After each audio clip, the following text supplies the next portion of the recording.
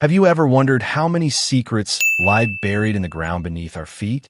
How many voices, silenced by fear or violence, are still waiting to be heard? In Raven Hollow, the past was never truly gone. It waited, patient and silent, for the right hands to uncover it. In that moment, the quiet of Raven Hollow fractured. For 25 years, the town had carried a wound no one dared touch.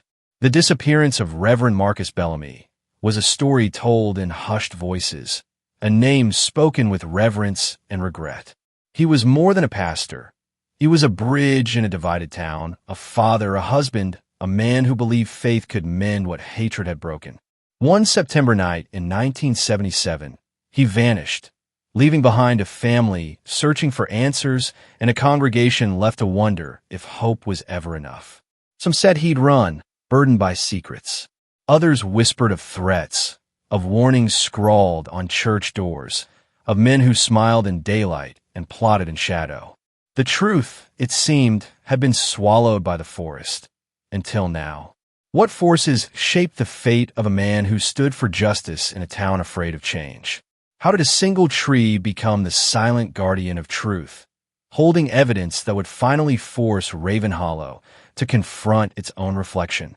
If stories of justice delayed and secrets unearthed fascinate you, subscribe and turn on notifications. This is JPX Story File, where the past refuses to stay buried.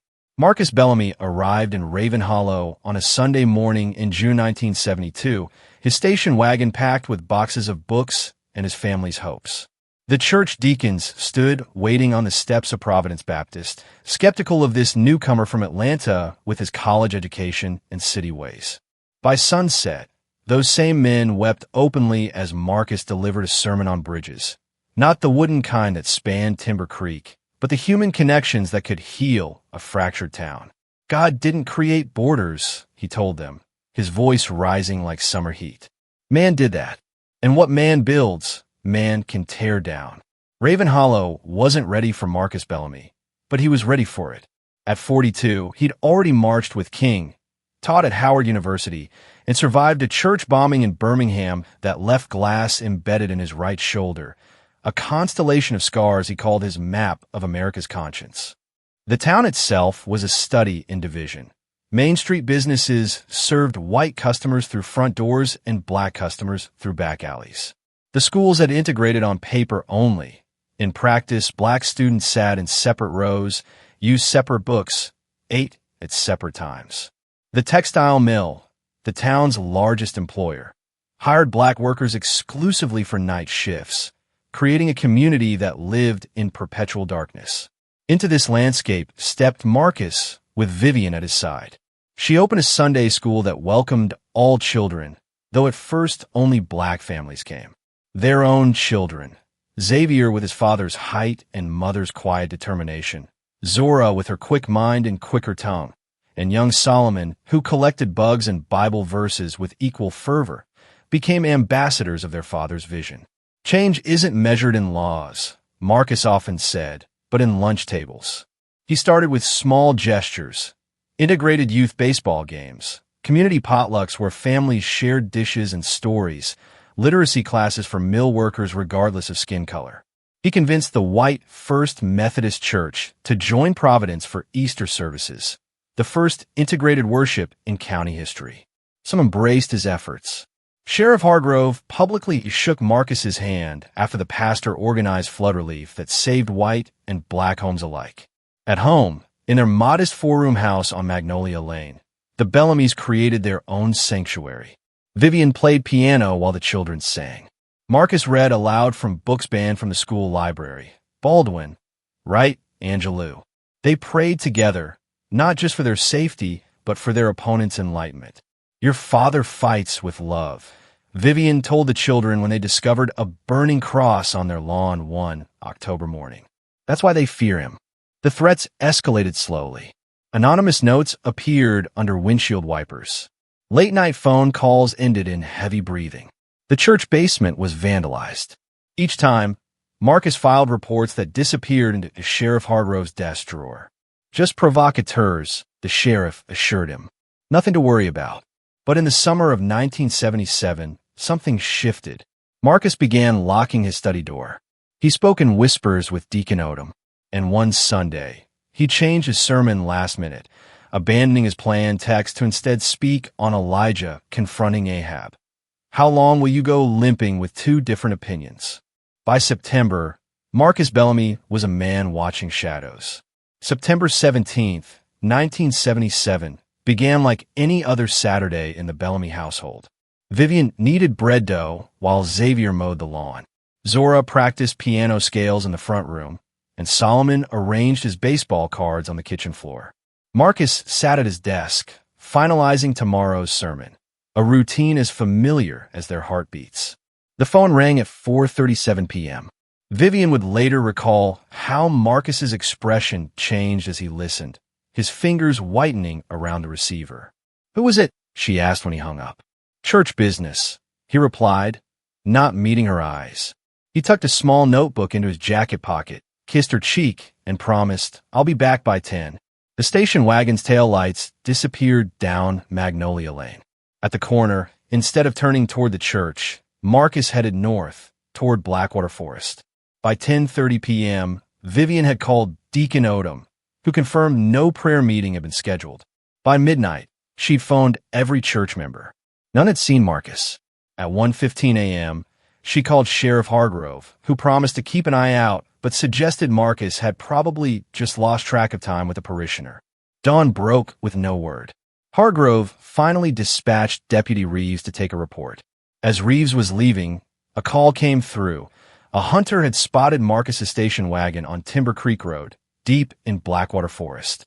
The car sat abandoned in a small clearing, keys dangling from the ignition. No signs of struggle or blood. Just Marcus's Bible on the passenger seat, open to Psalm 23, the valley of the shadow of death. Deputy Reeves photographed it, closed it, and handed it to Vivian with uncomfortable gentleness. Raven Hollow City fractured along its existing fault lines. White residents murmured about the pressure Marcus must have faced, how these types of men sometimes just walk away. Black residents organized search parties that the sheriff's office didn't join. 3 days later, when Deacon Odom checked the church accounts, he discovered $3,000 withdrawn the day before Marcus vanished. The sheriff's office shifted from indifference to suspicion. Hargrove held a press conference suggesting Marcus had betrayed his congregation's trust and likely fled with the funds. Vivian stood on her porch that evening, reporters shouting questions, and said only, "My husband is a man of God. Whatever happened to him, he did not run." The doubt, once planted, grows quickly in small towns. Even among those who loved him, questions bloomed like shadows at dusk. In the months after Marcus vanished, Vivian Bellamy transformed her dining room into a command center. Maps of Raven Hollow Forest cover the walls, red pins marking searched areas. She maintained a log of every call, every rumor, every possible lead, filling 3 notebooks with her precise handwriting. "My husband did not take that money," she told anyone who would listen. Marcus kept detailed records. There was a reason for that withdrawal, a reason someone doesn't want found. The Bellamy children faced their own battles. Xavier fought a boy who called his father a thief. Zora stopped raising her hand in class, unable to bear the teacher's pitying glances. Solomon began sleeping with his father's cardigan under his pillow, the lingering scent of pipe tobacco his nightly comfort. By Christmas, the searches had stopped. By spring, Marcus's name faded from Sunday prayers at Providence Baptist. The official investigation thinned to a folder that gathered dust in the corner of Hargrove's office, occasionally flipped through but never truly examined. Yet Vivian refused to let Raven Hollow forget. Each September 17th, she placed the same notice in the Chronicle, still waiting for answers. Marcus Bellamy, beloved husband and father, missing since 1977. Anyone with information, please contact the Bellamy family. Below ran a photo of Marcus in his pulpit robe, eyes bright with purpose. When Sheriff Hargrove retired in 1989, he cleared his office of solved cases, including Marcus's file, which he labeled probable voluntary disappearance. Deputy Reeves, promoted to sheriff, occasionally revisited the case during slow weeks, more out of curiosity than conviction. No body, no crime scene, no witnesses, he told his newer deputies. Some cases just don't want to be solved. But in the Bellamy home, time stood differently. Marcus's study remained untouched, his suits pressed monthly, his place set at Christmas dinner. Vivian never used the word widow, never sought another companion. She simply waited, suspended between grief and hope, certain that somewhere beneath Ravenhollow's placid surface lay the truth. This story raises an important question. How often are missing persons cases mishandled because of prejudice? Share your thoughts in the comments below. April 12, 2002, dawned cold and misty in Blackwater Forest. Russell Thornton, a third-generation logger with calloused hands and a pragmatic mind, maneuvered his equipment around a massive oak felled by recent storms. The old tree had stood for perhaps 200 years before surrendering to wind and rain, its root system spanning 20 feet across, clutching the earth like desperate fingers. Russell worked methodically, clearing smaller branches before tackling the stump. He nearly finished when his saw struck something beneath the tangled roots, a sound that didn't belong in these woods, metal against metal. Cutting the engine, he knelt and began digging with gloved hands, uncovering a rectangular shape crushed partially by decades of root growth. Thought it was an old toolbox at first, Russell would later tell investigators. Then I saw it had a lock. Who locks a toolbox and buries it under a tree? The metal container, roughly the size of a bread box, had once been blue but now wore a coat of rust and soil. Its lid had partially collapsed under the oak's growing pressure, creating a gap just large enough to glimpse its contents. Russell pried it open, finding items wrapped in plastic, preserved despite years underground. Inside lay a brown leather wallet, its surface cracked but intact. The driver's license inside bore Marcus Bellamy's face, younger than the newspaper photos Russell vaguely remembered from childhood. Beside it rested a gold wedding band inscribed with MNV Forever, and a sealed plastic bag containing several pages of handwritten text. Russell, hands trembling now, removed the letter and began to read. If these words are found, I'm likely gone. For months, I have documented the activities of a group calling themselves the Ravenhollow Heritage Council. They are not simply men who oppose integration. They're orchestrating violence against our community under the protection of local authorities. The letter named names: Sheriff Clayton Hargrove, textile mill owner James Whitfield, bank president Thomas Keller, county judge William Monroe. It detailed meetings held in the hunting cabin on Whitfield's property, described attacks on black-owned businesses attributed to vandals, and outlined plans to intimidate civil rights supporters. They've warned me 3 times to leave town. Yesterday, I confronted Hargrove with evidence of Whitfield's involvement in the arson at Johnson's Market. He didn't deny it. Instead, he told me, some fires clean up a town. I've withdrawn church renovation funds for safekeeping and hidden copies of their correspondence at the coordinates below. If anything happens to me, this is why. This is who. At the bottom of the page, Marcus had written latitude and longitude numbers, a location somewhere else in Blackwater Forest. Russell resealed everything and drove straight to the sheriff's office, unaware that the aging tree had protected more than just a box. It had preserved truth, waiting for the right moment to emerge from darkness. When Russell placed a lockbox on Sheriff Donovan Reeves's desk, the metal container seemed to pulse with accusation. Reeves, once Hargrove's deputy, now wore the badge of authority, the same authority Marcus's letter challenged. I think, Russell said, watching Reeves's face drain of color, you might want to call the FBI. Within hours of Russell's discovery, FBI agents descended on Ravenhollow. The Jacksonville field office dispatched a team specializing in cold cases and civil rights violations, transforming the sleepy sheriff station into a command post. Agent Diana Mercer led the operation, her measured voice masking the urgency behind her words. This case crosses jurisdictional lines, she informed Sheriff Reeves, whose objections died on his lips when she added, and implicates former law enforcement. The coordinates for Marcus's letter led investigators to a hollow cypress tree 2 miles from the original discovery site. Inside its trunk, they found a waterproof container holding photographs and letters confirming the existence of the Heritage Council. Documentation of meetings, financial transactions, and explicit threats against Raven Hollow's black residents.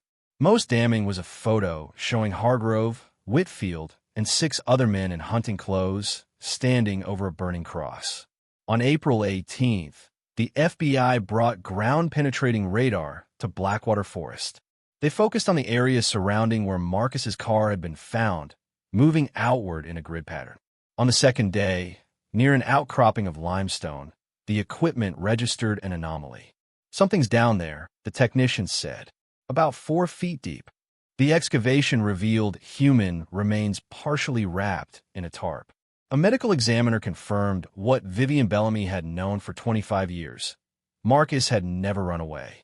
Dental records provided formal identification. The skull showed multiple fractures consistent with blunt force trauma. The medical examiner determined he had been struck from behind at least 3 times with a heavy object, possibly a tire iron found buried nearby. Fingerprints on the weapon belonged to Wesley Pruitt, a former deputy under Hargrove, now 73 and living in a retirement community outside Memphis. Business records connected Gregory Lattimore, 76, the former hardware store owner, to purchases of materials used in cross burnings documented in Marcus's evidence. FBI agents arrested both men on May 2nd. Local news cameras captured Pruitt shuffling to the patrol car in handcuffs, oxygen tank trailing behind him. Lattimore, still dressed in golf clothes, shouted about communist agents as neighbors watched from manicured lawns. Raven Hollow reeled. The men had been Sunday school teachers, Rotary Club members, grandfathers. The current mayor had accepted campaign donations from Lattimore just months earlier. Church congregations gathered in stunned silence as pastors struggled to address betrayal from within their own pews. "We thought we knew them," one resident told reporters. "We thought we knew this town." The trial of Wesley Pruitt and Gregory Lattimore began in federal court on a rain-soaked Monday in November 2002. Prosecutors presented Marcus's preserved evidence alongside modern forensic analysis. Former Heritage Council members, now elderly and seeking redemption, testified against their peers. After 9 days of testimony, the jury delivered guilty verdicts on charges of civil rights violations, conspiracy, and second-degree murder. The judge, a black woman whose parents had once been barred from voting in a neighboring county, sentenced both men to life imprisonment. "Justice delayed," she noted, "is not justice denied, merely justice deferred until its proper season." Vivian Bellamy sat through every moment of the trial, her back straight, her gaze unwavering. When asked how she felt about the verdict, she touched the wedding ring returned to her after 25 years. "I never needed a court to tell me who my husband was," she said. But perhaps Raven Hollow needed this reminder of who it chose to protect. The Bellamy children had forged their own paths from the shadow of their father's absence. Xavier became a civil rights attorney in Atlanta. Zora, a history professor documenting rural resistance to integration. Solomon, a youth counselor working with children of incarcerated parents. All 3 returned to Raven Hollow for the verdict, standing beside their mother as a family finally made whole through truth, if not reunion. The case transformed Raven Hollow itself. The town council, now integrated with black leadership, established a reconciliation committee. Providence Baptist partnered with white churches for community outreach. Schools incorporated Marcus's story into local history curriculum. Perhaps most fitting was the oak tree that had guarded Marcus's testimony. Though its trunk had fallen, new shoots sprouted from its roots, life emerging for what seemed dead and forgotten, truth growing stronger with time. If this story moved you, please hit the like button. It helps more people discover stories of justice delayed, but not denied. Some truths refuse to remain buried. They push through soil and stone, through years of silence and walls of protection, until they stand revealed in daylight. Marcus Bellamy's story reminds us that justice moves at its own pace, sometimes glacially slow, but with unstoppable force. Cold cases aren't truly cold. They merely hibernate, waiting for the right conditions to awaken. Each unsolved disappearance, each unexplained death represents not just a statistical anomaly, but a family suspended in grief, a community wounded by uncertainty. When we abandon these cases, we abandon our collective responsibility to truth. In Raven Hollow today, Marcus's principles guide civic life in ways that would have seemed impossible during his lifetime. The community center bears his name. A scholarship fund sends promising students to college. His sermons, preserved by Vivian, are studied alongside King's and Thurman's in courses on faith-based activism. The evidence Marcus safeguarded, papers in plastic hidden beneath roots, proved more durable than the powers that sought to eliminate him. It survived rain and seasons, animal intrusions, and shifting earth to finally fulfill its purpose. In this lies a profound lesson. What we document may outlive us, speaking when our voices have been silenced. Time, that most patient detective, eventually exposes what human hands try to conceal. The mighty oak that stood guardian over Marcus's testimony reminds us that while evil may seem momentarily triumphant, truth has deeper roots. For more stories of justice finally served, subscribe to JPX Story File. Next week, we'll explore another case where evidence emerged decades after a crime. What other stories should we cover? Let me know in the comments.